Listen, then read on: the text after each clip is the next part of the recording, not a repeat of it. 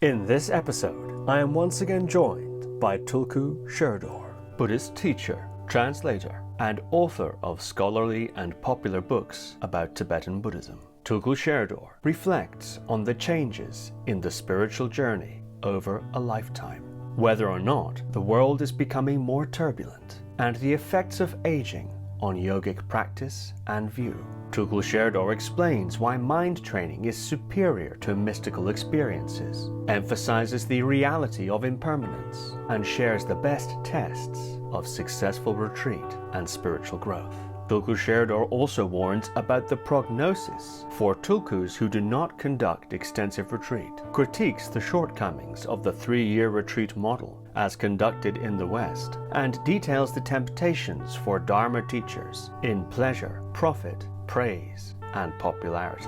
So without further ado, Tulku Sherdor.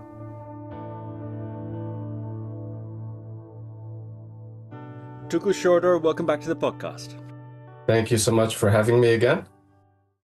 I'm so delighted to be talking with you again.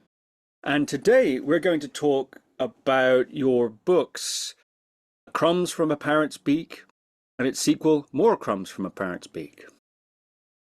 And Right. I'd like to read something from the foreword to Crumbs from a Parrot's Beak, which you write here: "You never know how much time you have, but you can stop what you're doing at any time and decide how best to spend whatever time may be left. Since I was fortunate as a young man to spend about 5 years doing intensive and closely bound retreat practice in the traditional Tibetan way, experience has taught me that dedicated practice is a sure path to serving one's own and others' highest welfare. In my 40s, I managed to spend parts of each year resuming retreat practice, which brought back to mind and reinforced these benefits. Taking candid stock at the age of 55, I firmly resolved to spend the rest of that decade of my life in intensive practice, before or unless diminished mind, body, or circumstances forbade it. Somehow my wife elected not to abandon me during this lengthy endeavour." And you go on to say that Crumbs from a Parrot's Beak is a sort of retreat journal, in a sense, thoughts and insights that occurred to you or you recalled during that retreat practice, and that it would be a sort of testament as well, a sort of last word on the subject from you. So I'm curious about that. These 3 phases of life you've talked about there: your early adulthood in retreat, middle age in occasional retreat, and then 55 onwards going into this sort of, I suppose, 5-year retreat. What's your spiritual outlook now? So I'm curious about all of those phases, but also, what is your spiritual outlook now? Without regard to the quote-unquote spiritual journey, life is always its own journey with its own phases and sequences. So, as you can probably attest as well, no phase of life perfectly prepares you for the next. So people always talk about how just the fact of aging brings new challenges that require new skills and tolerance levels to work with effectively. So I would say that all the foundation of spiritual practice has helped me just relax into the aches and pains and changing energy levels and so on that go with now being in my almost mid-60s, as opposed to real middle age or youth. And beyond that, I think, well, it feels to me as if the world is not just always presenting new challenges and new types of challenges, but that the frequency of those, the intensity of those seems to be increasing. That seems to be a common experience of many people, that the world is somehow in an even more turbulent, unbalanced, and endangered state than they have ever experienced before in their lifetimes or have studied or heard about. Of course, there's no independent vantage point from which to assess the extent to which that is actually true and not just something that people inevitably feel being in this world. But I would say that my spiritual outlook has helped me sustain, a consistent level of engagement and determination to keep going forward with the things that I feel are beneficial and other people feel are beneficial, notwithstanding all the information that's coming in about how challenging things are and notwithstanding all the personal ups and downs that I've experienced in my life. So I would only agree with my younger self that the practice has definitely helped in all those respects. You mentioned there aging.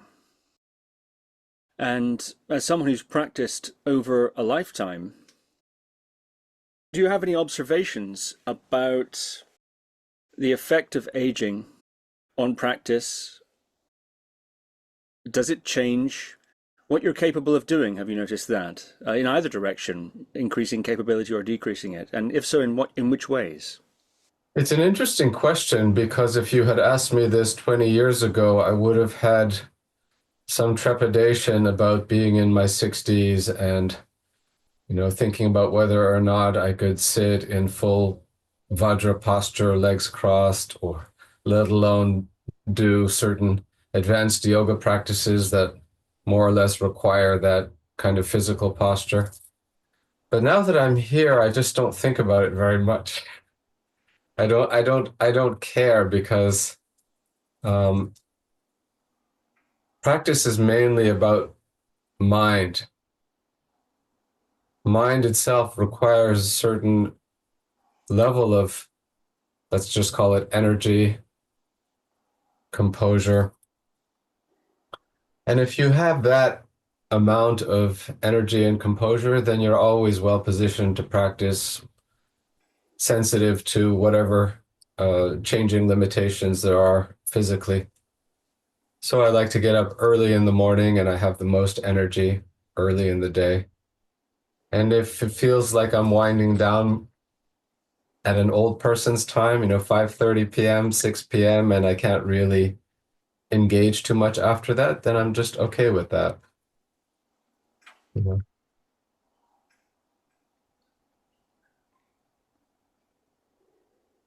It's important not to care too much about physical sensation.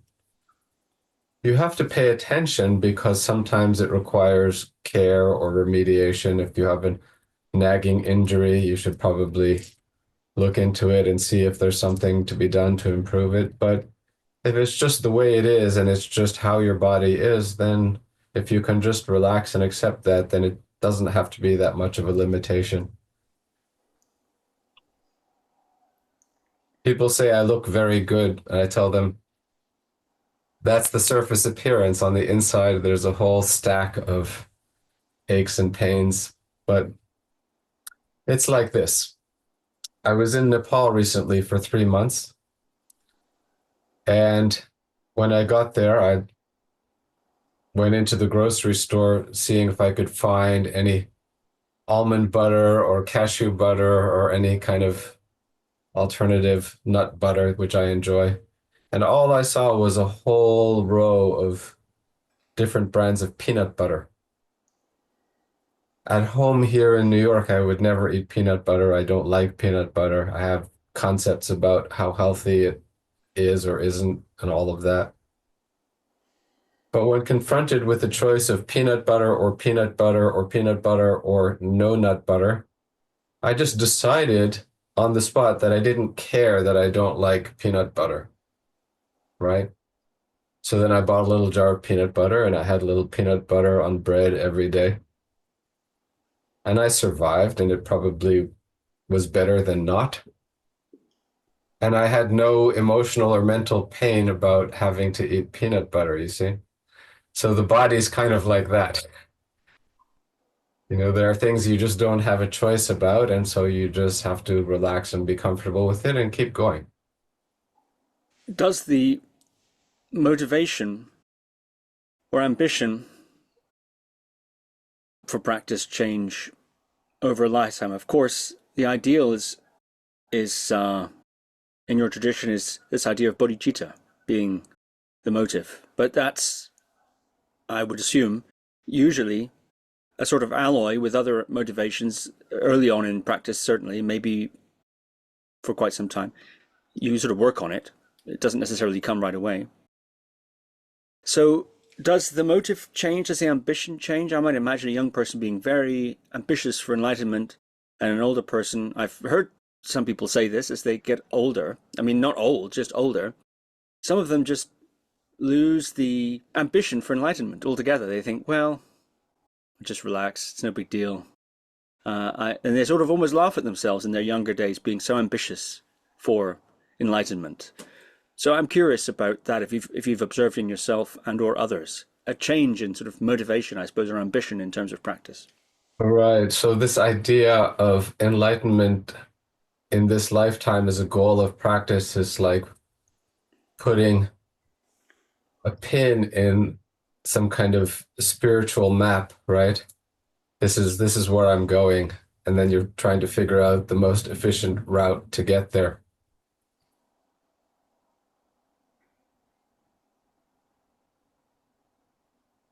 The more experienced a practitioner becomes, the more it seems that they or I become comfortable with the reality that you just progress idiosyncratically at your own pace.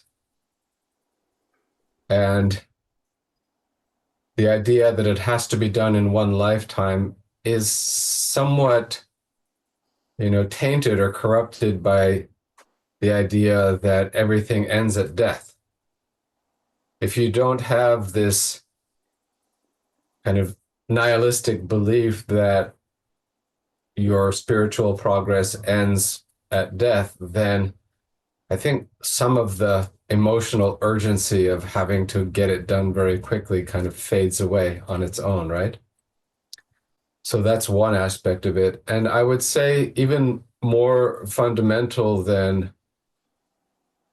bodhicitta in terms of setting a direction on the path and having kind of a drive. I don't know if I'd use the word ambition necessarily, but a strong drive or motivation to go forward. Very strong factor is really assimilating the reality of impermanence into your outlook on life. When you're young, no matter what you tell yourself conceptually, it's very easy implicitly to feel as if time is on your side, that you have plenty of it to use and to spare. And if some time is wasted, it doesn't feel like a waste. On the one hand, as you get older and the reality of impermanence, of course, sinks in deeper and deeper, it does help to keep you focused, motivated, and directed. On the other hand, it's not like a motivation that has to be filled with a sense of dread or anxiety that time is running out. It's not a negative experience of impermanence. It's just the sense that, one can be grateful for still having the opportunity to use the benefit of one's lifetime of experience to serve others, to serve the dharma, to share with younger people what the path looks like and how they personally can keep progressing on it.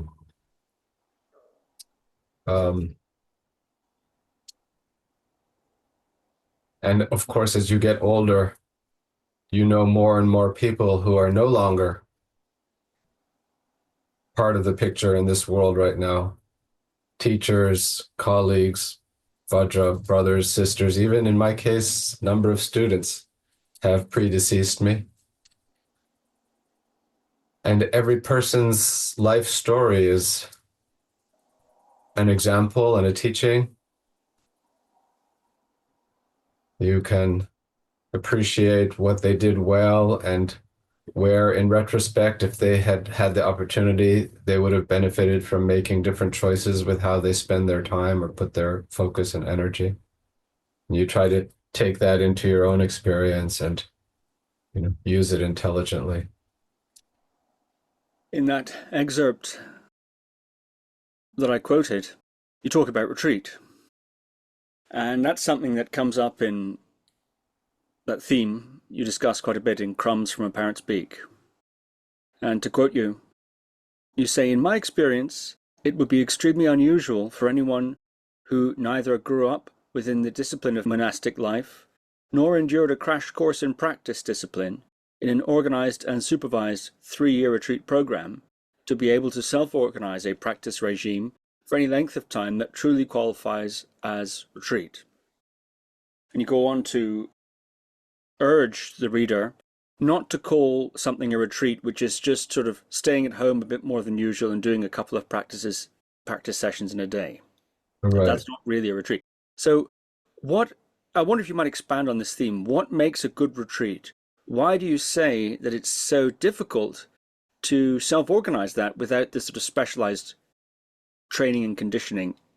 There is lineage of transmission of people who've gone through this process, who've passed down what we call upadeshas, oral instructions or insights on how to recognize the challenges that go along with intensive practice, how to work with the ups and downs and all of the different types of projections and displays of emotional and psychic energy that go along with intense practice, and how to apply different kinds of remedial methods to those so that they don't become lasting obstacles or impediments to continued progress, but just lessons along the way. And on one's own, without that kind of background, there's just no frame of reference anywhere else in life to provide those kinds of guidances and instructions on how to deal with the challenges that uniquely come up in intense practice or are magnified versions of things that already happen in, let's call it regular life, where even in those contexts, one didn't necessarily know how to work with them very skillfully, right? Made mistakes or mistreated other people or mistreated themselves or developed fixated views on what they can and can't do or what works and what doesn't work.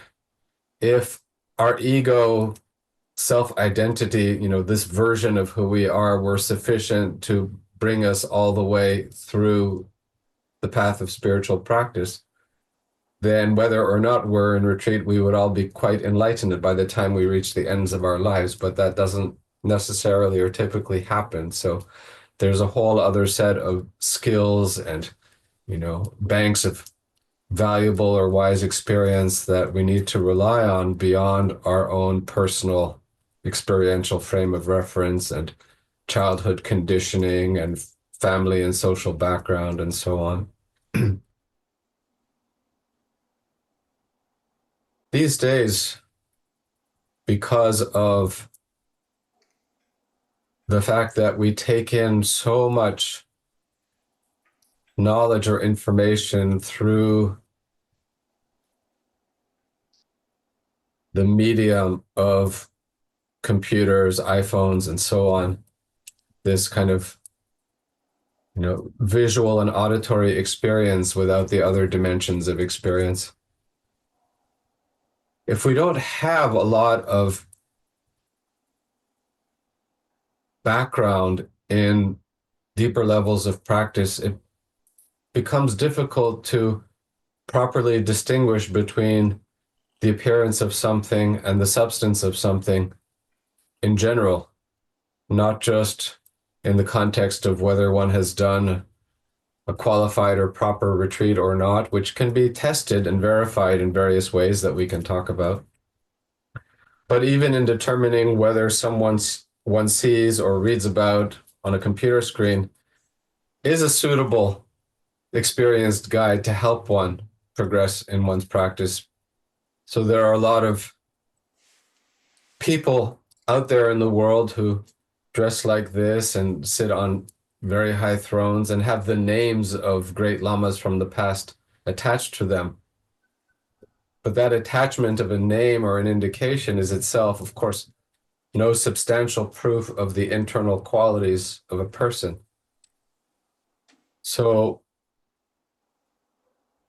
I feel quite strongly that in order to get the most out of any kind of sadhana or engaged spiritual practice, whether it's done just as a regular practice or in a retreat context, one would benefit so much from being able to personally meet with and rely upon someone who's gone through it before and has the real experience and wisdom to point out things that you don't necessarily see on your own. So it's not just about retreat, it's about spiritual practice in general and how to go about it. Atisha said the best proof of progress in Dharma practice is a tamed mind. A tamed mind to see whether composure is really there, even in trying circumstances, is not something you can see just from watching a podcast like this or a video of some teacher on a throne being handed great mounds of offerings, you know? What is it like behind the scenes? What is it like to be around that person when they're not feeling well or they're not getting showered with veneration? We talk about the spiritual dharmas and worldly dharmas and how they can be confused with each other.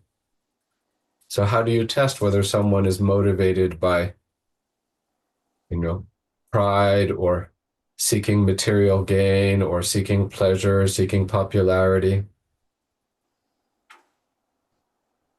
If someone has those kinds of motivations, which goes back to your first question about how motivation changes in time. If someone is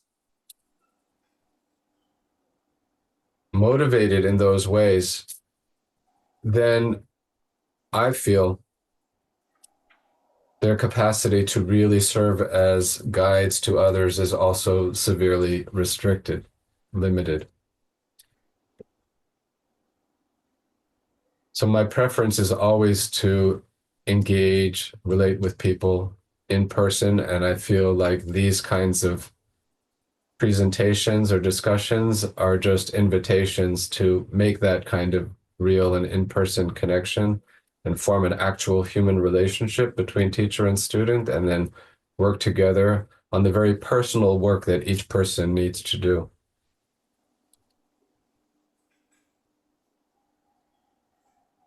Reading your reflections on this theme, I had the impression that one of the aspects that differentiates a real retreat, so to speak, from just staying at home and doing a bit more practice than usual is the quantity of practice.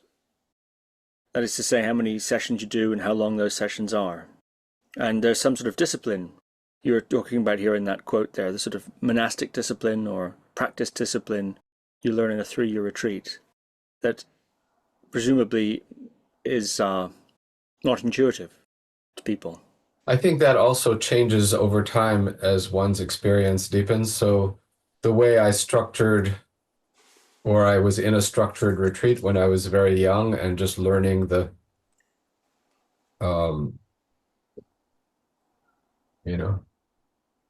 the layout, you could say, the architecture of an intensive retreat, the way I did it as a young person versus in my late 50s was also very different.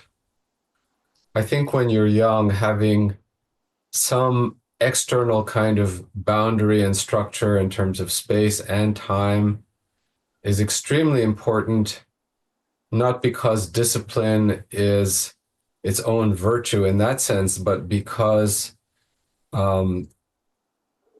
without a background in meditation practice, our minds are so unruly, undisciplined, prone to seek distraction and escape from any kind of discomfort or sense of boredom or all these other uncomfortable mind states, that unless we are literally forced to be present with those uncomfortable experiences, mind states, emotions in practice sessions, then we never gain the skill set and the confidence to work with them outside of practice sessions.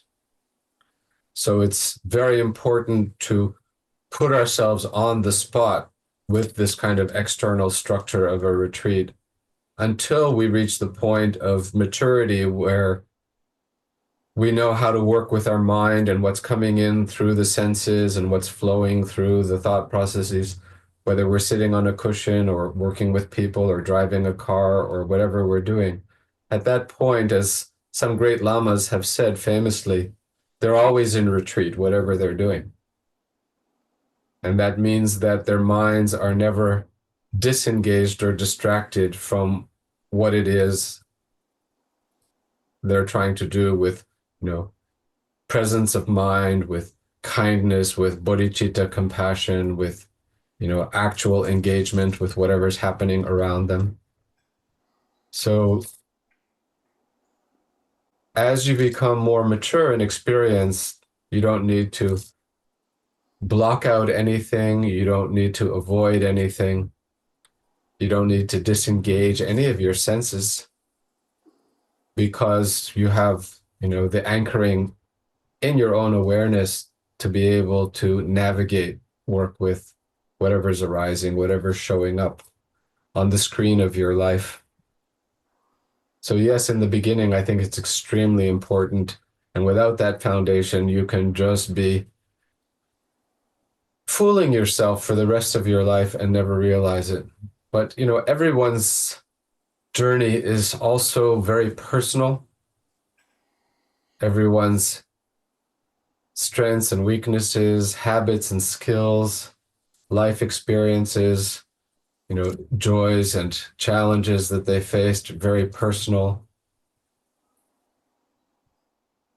So there's no one-size-fits-all version of what a disciplined practice regime has to look like. But that element of, sustained, continuous disciplined practice has to be there initially for someone to have the best shot at going deeper and deeper into a genuine kind of spiritual practice that will carry through for the rest of their lives.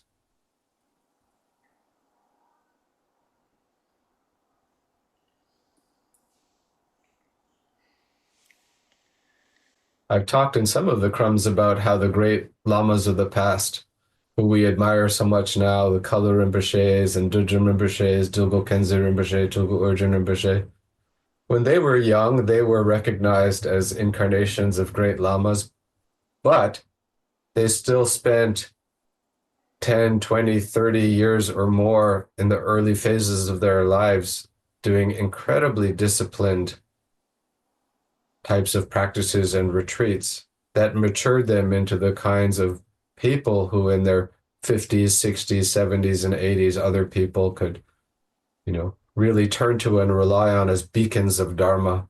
It wasn't just that they had the names and the titles and the positions. They actually did the work. And nowadays, if everyone who had a position, a title, and a high name did that kind of work, I think it would be incredibly beneficial to everyone else who's seeking some kind of spiritual guidance and direction in their life. Presumably that sort of sustained retreat practice, which for 10, 20, 30 years offers very little return on investment for the estates of a reincarnate lama in this, in today's economy, as they say. It's not going on much, I would imagine. Most of the Yangtzes of the great Tulkus are touring the world in some capacity or another. And well, those are the ones you know about because they're touring the world. The ones who are doing what I've just described, you haven't met or heard of because they're just off somewhere doing what they're doing. And there are such people. There are. let's hope they reemerge at the appropriate time, you know. But yes, there are many who are highly prominent who don't have that kind of background in this life, and there are some cautionary tales about things that have happened as a result, as you're well aware. Indeed. What if we can plot the trajectory of someone like Dilgo Rinpoche, years of retreat, etc., and then, as you say, emerges at the right time as a beacon of the Dharma. What is the best that can be hoped for a celebrity lama who doesn't do that as they get older? What happens to them when they're in their 50s, 60s, 70s, 80s, etc.? What are we likely to see in contrast to the others you mentioned? I don't know to what extent this is actually true, but I have the sense that in the old days, if there were lamas whose main job it was to steward a monastery and to be the focus of fundraising and, you know, make sure that all of the monks were supported materially and so on, that they were deeply embedded enough in a culture and a system of checks and balances that they either were prevented from going off the rails to any serious extent, or if they did, they would be, you know, removed from their positions. We seem to live in a more standardless world without those kinds of containers and checks and balance systems. So that definitely amplifies the risks and dangers of getting overly pulled by the allure of sex, money, and power that goes along with, you know, fame and glory and, you know, effective marketing. It feels like the awareness of those risks and dangers is growing because of increased transparency and increased, you know, channels of communication, media, internet, and so on. So that when people are not fulfilling their positions, it's harder to hide that and hide from the consequences of that. So I'm hopeful that within what's left of my lifetime, there will be some corrections, some corrective measures implemented. And I'm already seeing some early signs of that, that there was a letter from one head of a monastery in Nepal the other day, where he was describing the process he would like to see for the eventual identification of his successor. And he had some fairly radical or novel ideas about how that selection process should be much more carefully evaluated and merit-based, that there would be a number of candidates and they would be put through a very traditional kind of training, including many years of study and retreat, and then put in kind of like a final round of qualifiers, and then see how they actually perform for some period of time, and then a final person would be selected, and then it would be that person's job to carry on the lineage in terms of giving empowerments and transmissions and so on, because, you know, all of the risks would have been vetted out long before that. And I don't know if that's a perfect solution, but it exemplifies the kind of innovation and thinking that would be part of such a correction against, you know, abuses.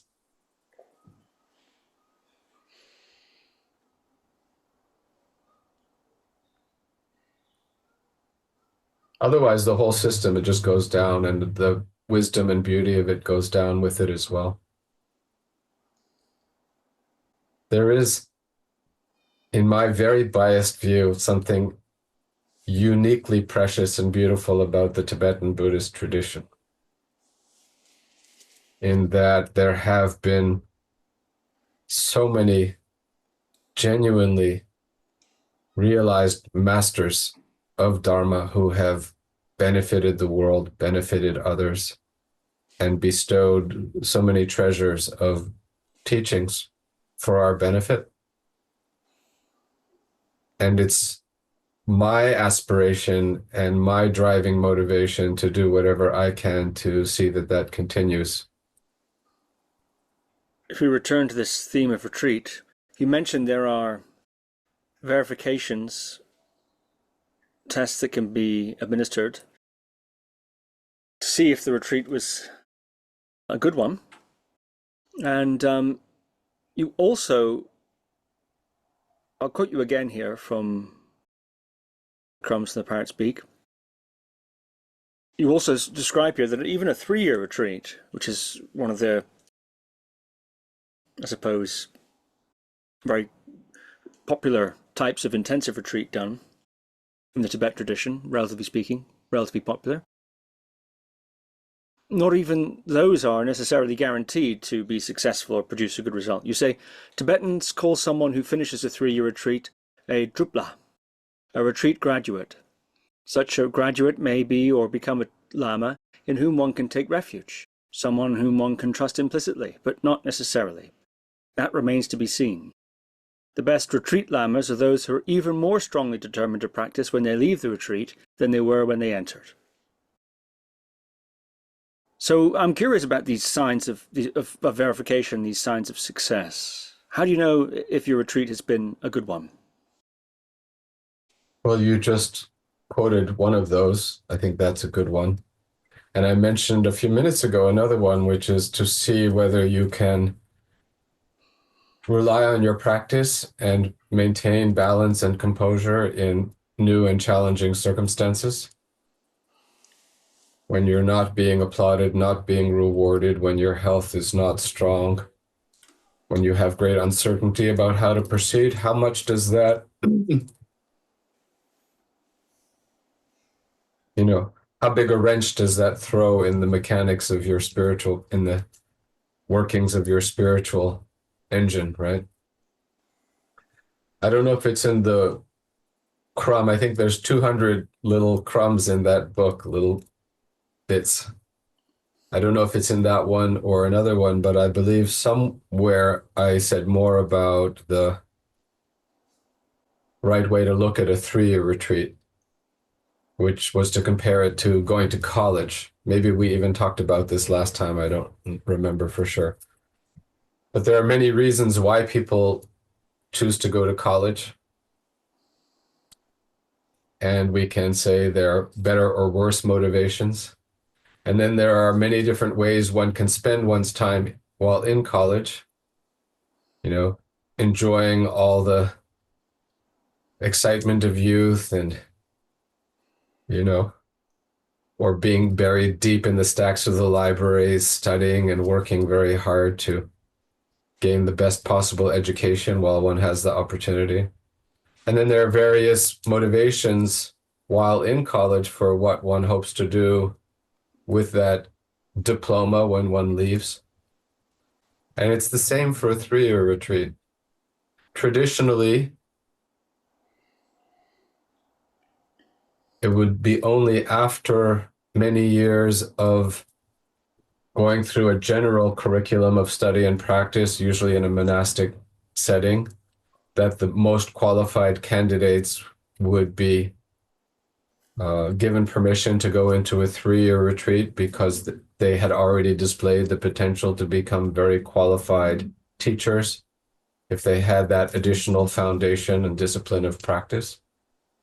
That system completely went out the window when it was 3-year retreat was introduced to the Western world. Anyone willing to go in the door was pretty much welcome.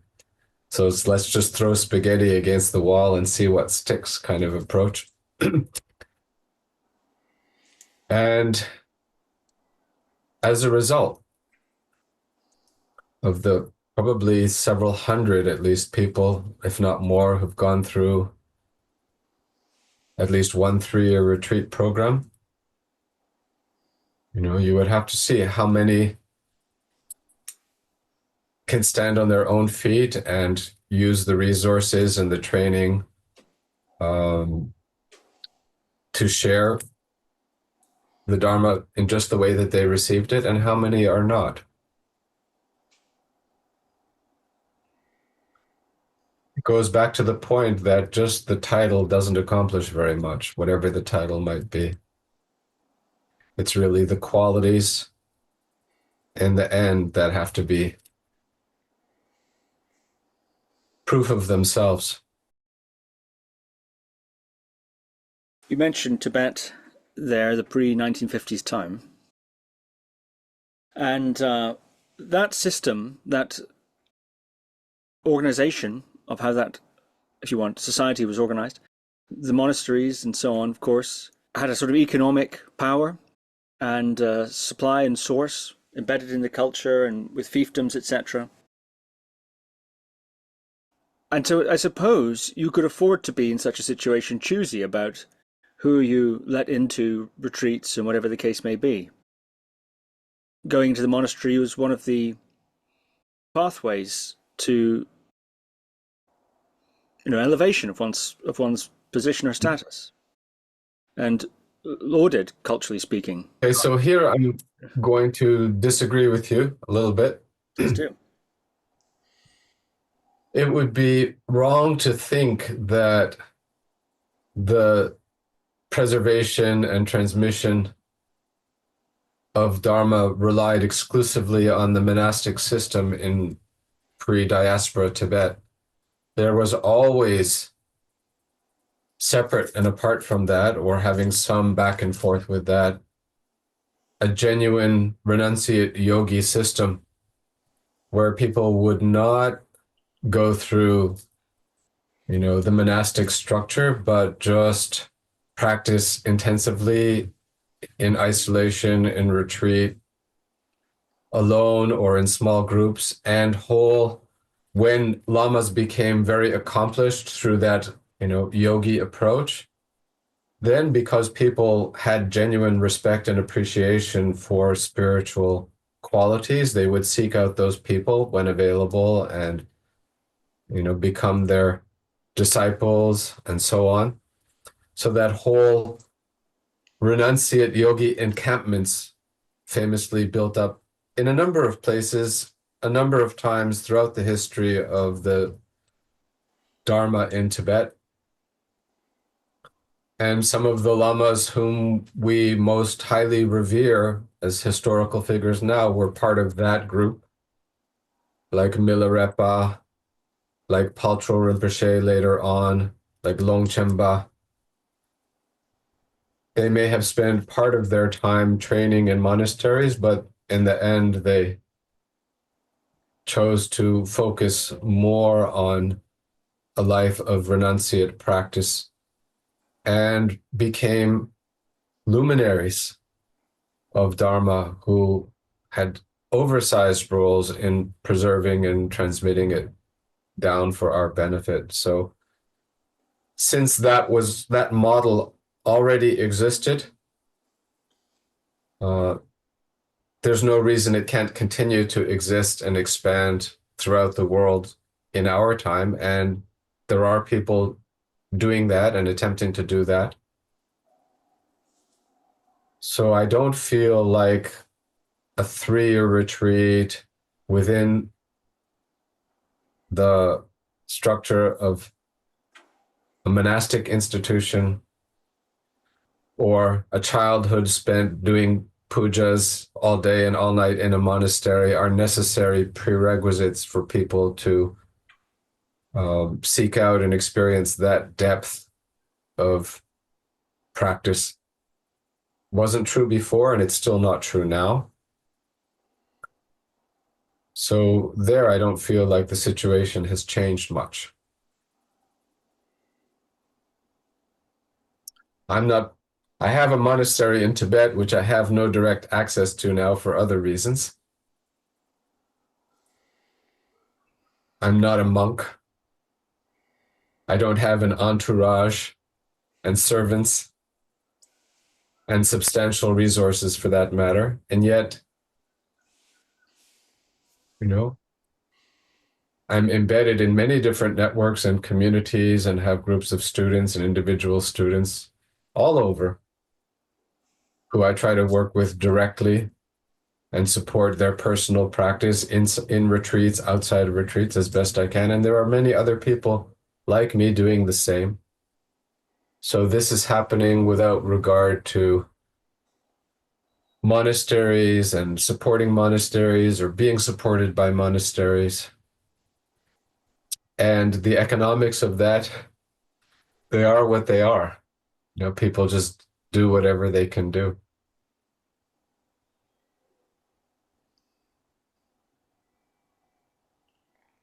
I think it was always the case, and I think it's still the case, that there are economic challenges that go along with trying to dedicate your life significantly to spiritual practice.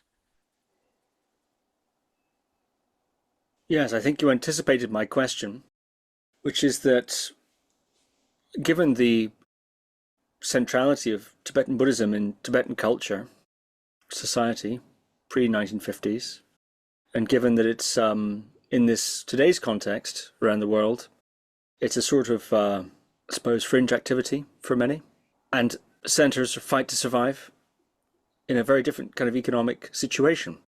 What implications does that have? But you've said here that the lifeblood of practice is not necessarily in the monasteries and is still alive and well. That pulse in many different contexts. Very interesting indeed.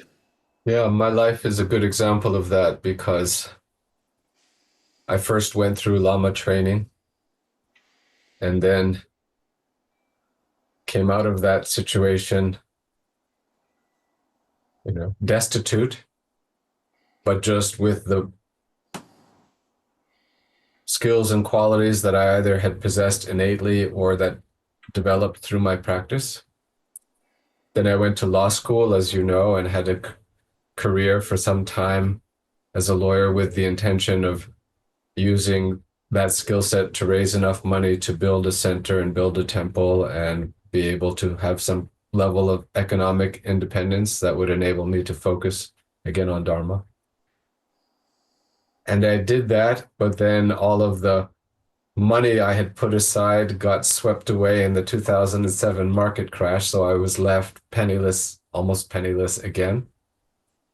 And since then, I've operated Blazing Wisdom Institute without ever drawing any kind of salary, or paying for my health care and other expenses. And yet, now 63 years old, still going. So somehow, if one just has the intention, the real motivation and purpose to practice, share, teach Dharma, somehow the circumstances can coalesce sufficiently for that to happen. And you can look at that in a, mystical or metaphysical light or not. But I think just practically speaking, as the Buddha said, wherever you put your intentions, the results will follow accordingly. So wherever we put our intentions in life, we have the best chance for things to transpire in the way that we're, working. So I don't have a lot of hope and fear about external circumstances as long as I can just keep going from one day, 1 week, 1 month, 1 year to the next. Then I just keep going.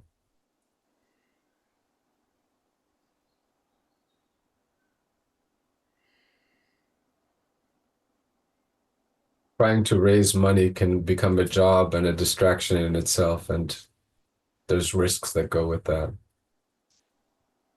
You wrote something in Crumbs from a Parrot's Beak that surprised me a little bit, struck me as very interesting indeed. And I'll quote you here, "The ongoing grind of mind training is almost infinitely more important than the thought-free state of openness we might momentarily glimpse when all conducive conditions happen to coalesce briefly." The ongoing grind of mind training. I'm curious about that.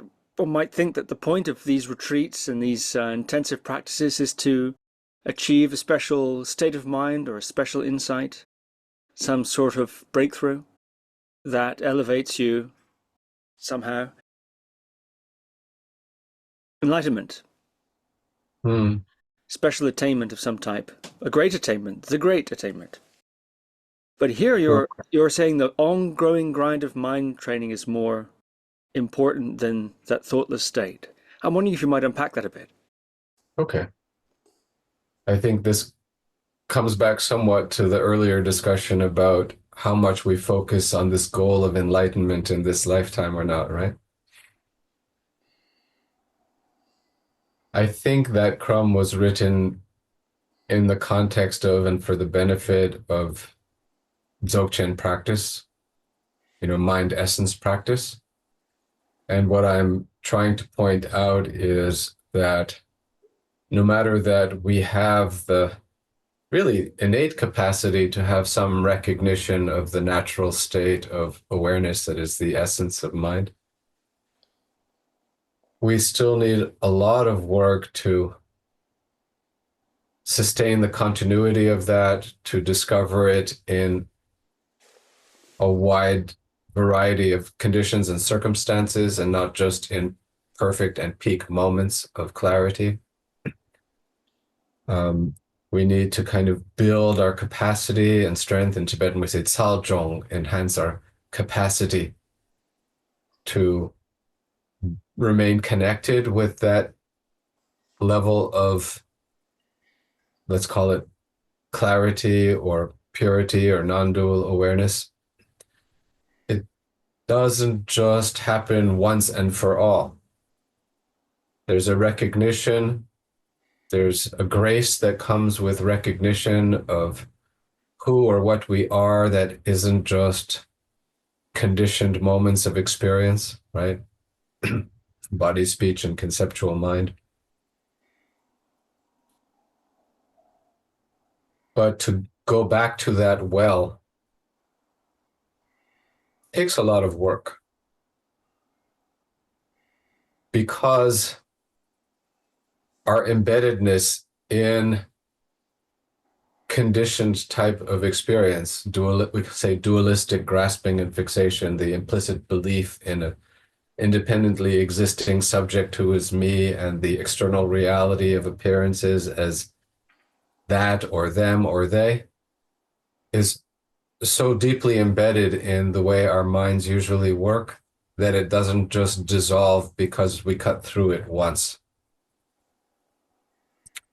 So the grind is like, the polishing or the grinding that thins out and reduces the, thickness and the severity of the operation of ordinary conditioned frame of reference, conditioned experience,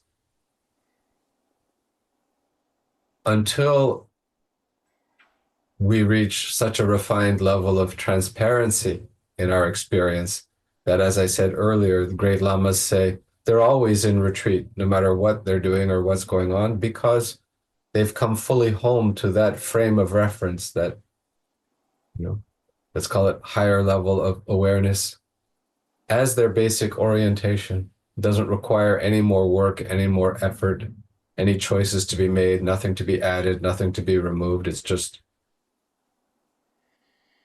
perfect the way it is.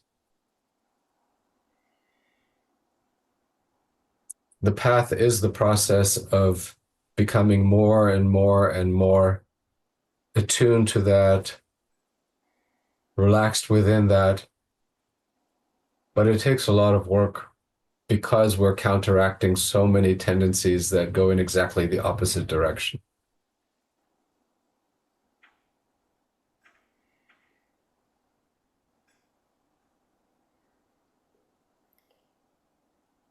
So if you're feeling hurt, or upset when someone insults or ignores you, and you believe in the reality of that emotion, even briefly, then you're not done yet. If you get deeply invested in that reactive state of mind, that emotional upset, then you're really not even close yet. If all of the seemingly positive and negative feedback and input and information coming from the world does not throw you off your game at all, it's just a display, a dance, a theater being enacted, and you're perfectly at ease all the time, then you're done. So you asked also about how do you test whether your practice is successful or not. There's the best test. How prone are you to reactive mind generally, and how much of a grip does it still have on you?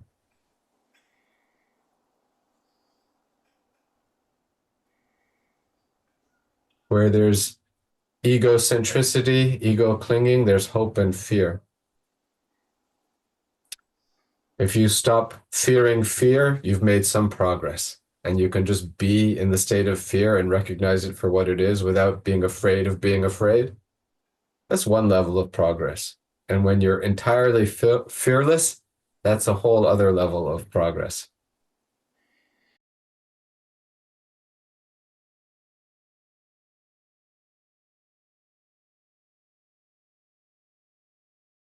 I think it was Milarepa who said, the best practitioners die joyfully,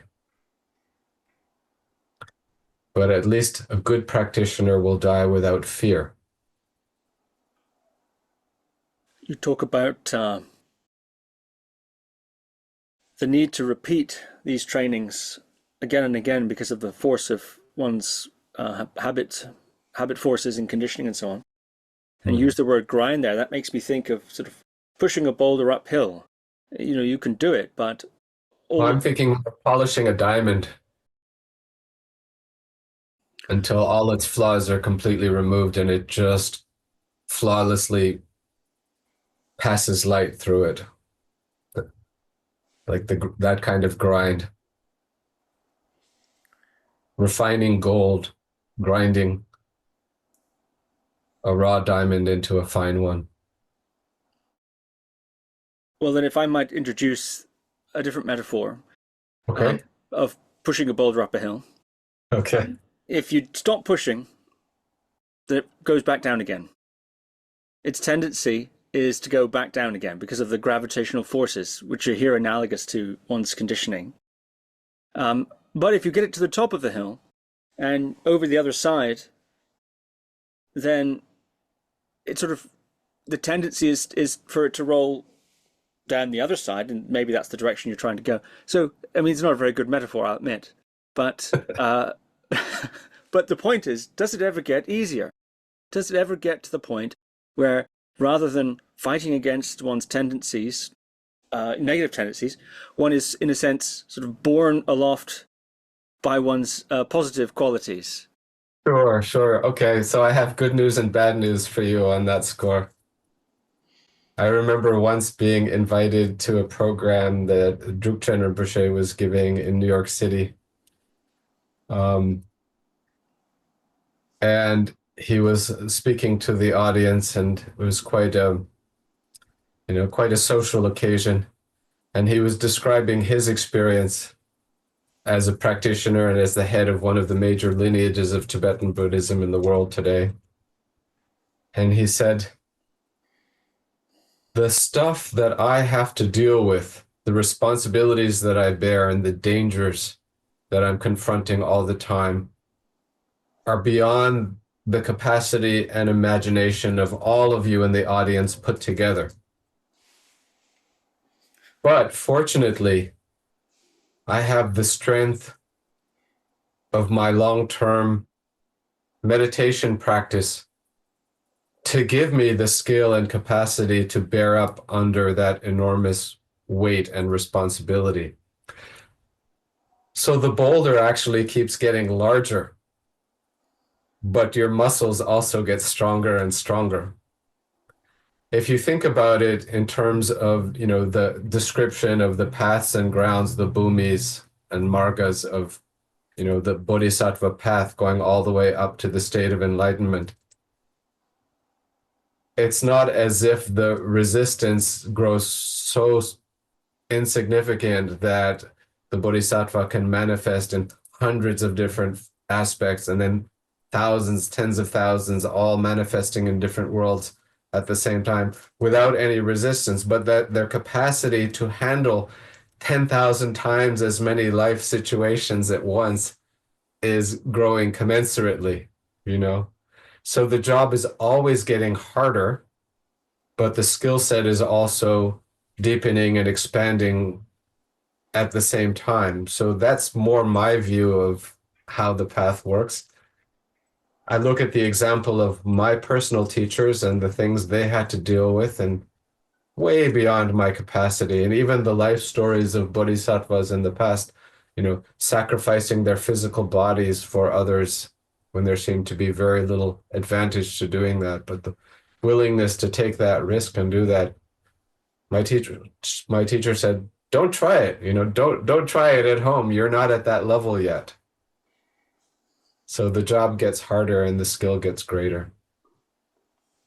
Another theme that runs throughout Crumbs from a Parrot's Beak is this idea of the four payoffs.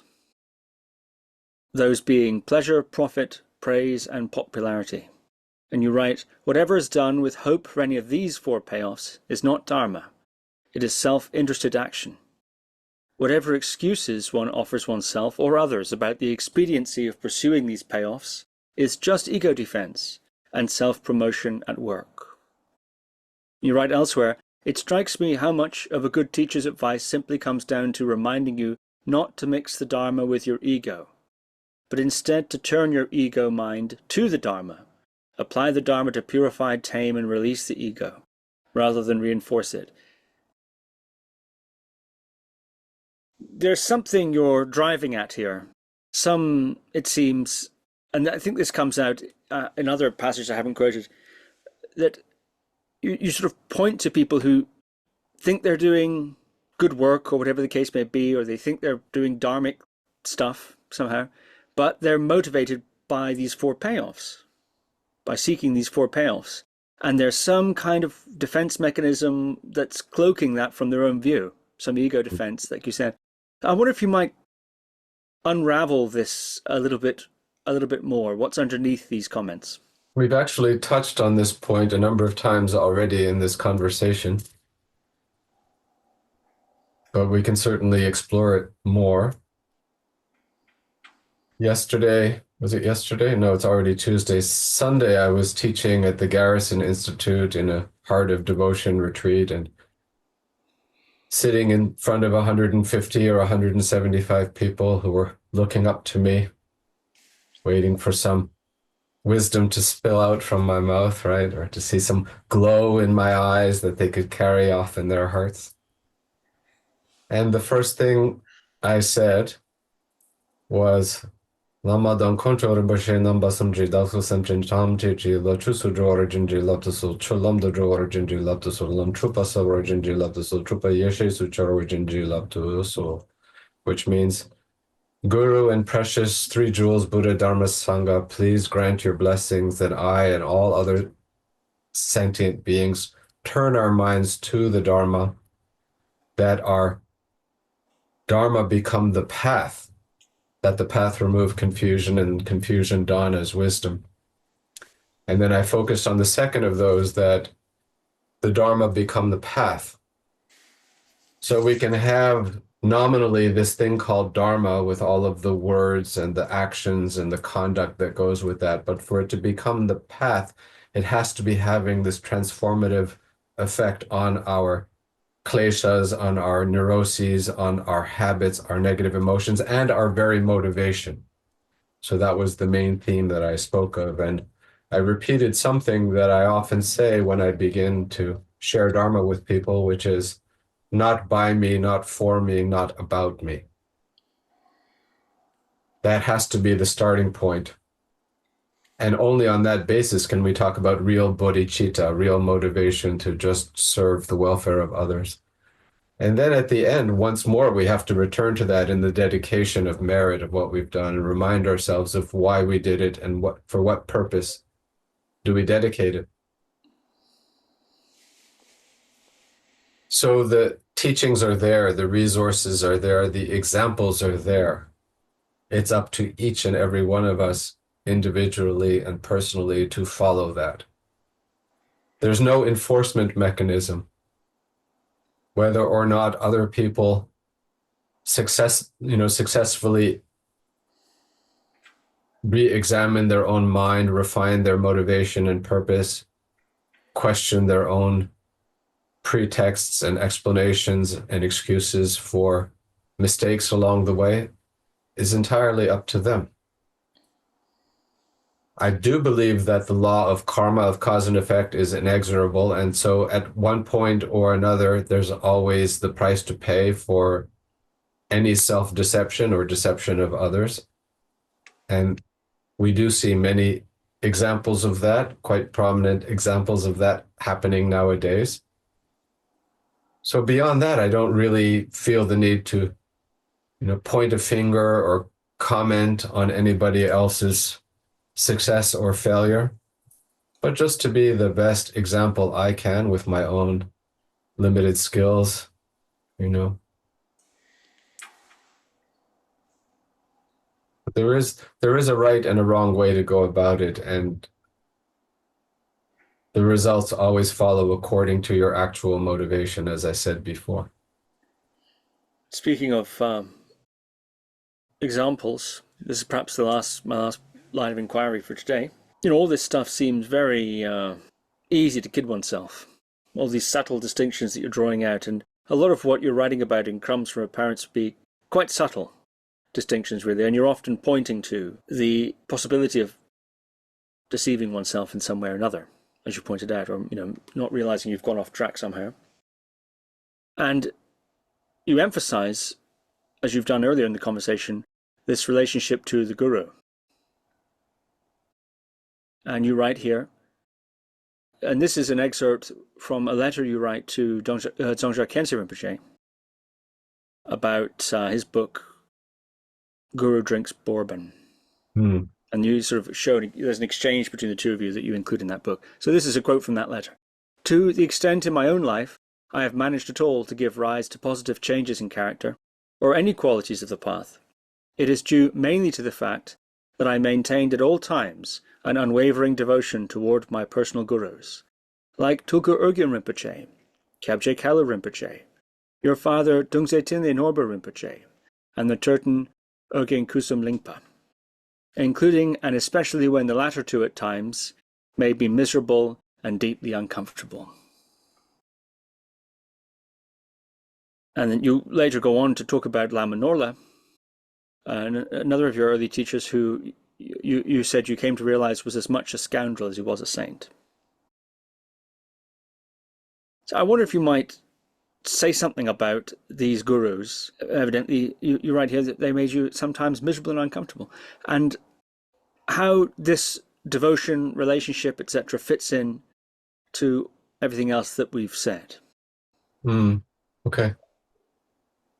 I think this does kind of tie together a number of things that we've spoken about already today, so I think it's a good place to bring the conversation.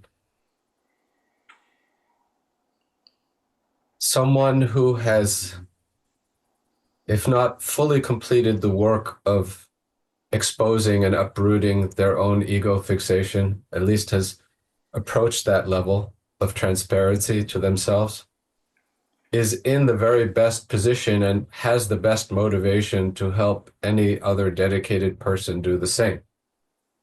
That makes them a qualified guru upon whom one can truly rely, because they have no other stake. They're not relating to you from the point of view of wanting your money or wanting your sexual favors or wanting your approval and wanting to become more famous and popular through you. They're not interested in that. They have nothing to gain from that. But if they see in you the genuine desire or yearning to spiritually mature, then having done so themselves and having earned your trust through their life example and through how they engage with you and others all the time, it gives them a certain, unique capacity to expose your blind spots to you in a way that you will appreciate rather than recoil from. Because that's not all they do. They're also acknowledging your efforts and improvement and, respecting you, caring for you, loving you openly, So if you have that trust in them and they have that trust in you, then whenever you're complacent or falling back on a unskillful habit, or you have a, opaqueness within your mind, then they have your permission already to expose that, to break through that. And when they do that, you're disoriented, but also grateful. And when that happens enough times, the level of connection and the level of trust, samaya, devotion grows to the point where, as they say, you really have mixed your own mind with the Guru's mind to the point where you don't even need the external person there to communicate with you through ordinary measures. They're always right there in the center of your heart, the center of your mind, to be the frame of reference for whatever is happening. So I carry those gurus and their teachings and their level of loving kindness, compassion, and awareness with me all the time as,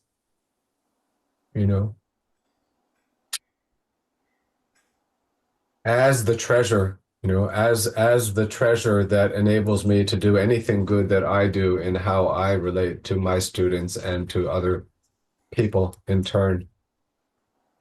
So that's what I mean by guru devotion in that context. Not to see them as superheroes or gods, but as the best examples and refuges for practicing the Dharma. Someone told me a story the other day about, Dilgo Khyentse Rinpoche, at least by reputation and some of his writings, how admired a figure he is in the world of Dharma, and deservedly so. Someone told me a story the other day of another lama who accompanied Khyentse Rinpoche on his first trip back to Tibet in the 1980s after being away for 30 years or so, 25, 30 years. How at one point they went to his monastery, Shechen, and Dilgo Khyentse Rinpoche said to this other lama, "Here you need to just wait for me. There's something I need to do privately." So the other lama agreed, but they were, of course, very, very curious. So Khyentse Rinpoche disappeared around the corner, and 10, 15 minutes went by, and then finally their curiosity overcame them, and they snuck around the side of the building, and they went to see what he was doing, and they saw that he was standing in the ruins of what was formerly the chamber, the room of his own root guru from when he was a child growing up in the monastery receiving teachings. And he was just falling down in the rubble and the dirt, doing prostrations to where the seat of his teacher was back in the day, and tears pouring down his face with gratitude and devotion. So that never stops. That never stops. It's not just part of your early training and then, you become the head honcho and you don't have, that kind of devotion and gratitude. The best teachers are the ones who have the greatest devotion and gratitude to their own teachers, and that never stops. And it's the source. It's the blessing that flows through them that they can then pass on to their students in turn. It's a beautiful story. Thank you very much. You're welcome. So as we bring this episode to an end, I understand you're convening a peace prayer gathering. I wonder if you might say something about that and how people can join you in it. Oh, yes. Thank you so much for asking that. I went to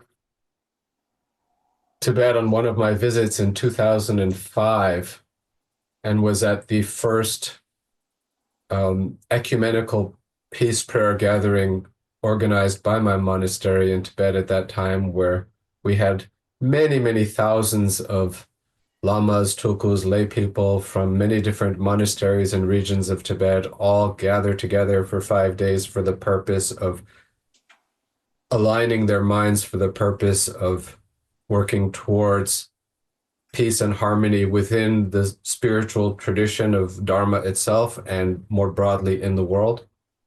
And I ended up attending 5 of those at the monastery in Tibet, and then inspired by that, I convened the first such gathering at my own center, Blazing Wisdom Institute, almost 20 years ago now. And then we went on to do it in a very public way at Garrison Institute for 3 years, where I had many other lamas, colleagues join me. Many people practice together for 3, 4, or 5 days. And it always seems to be a very deeply rewarding experience for those who attend. And now we're up to our 18th or 19th iteration of that this year.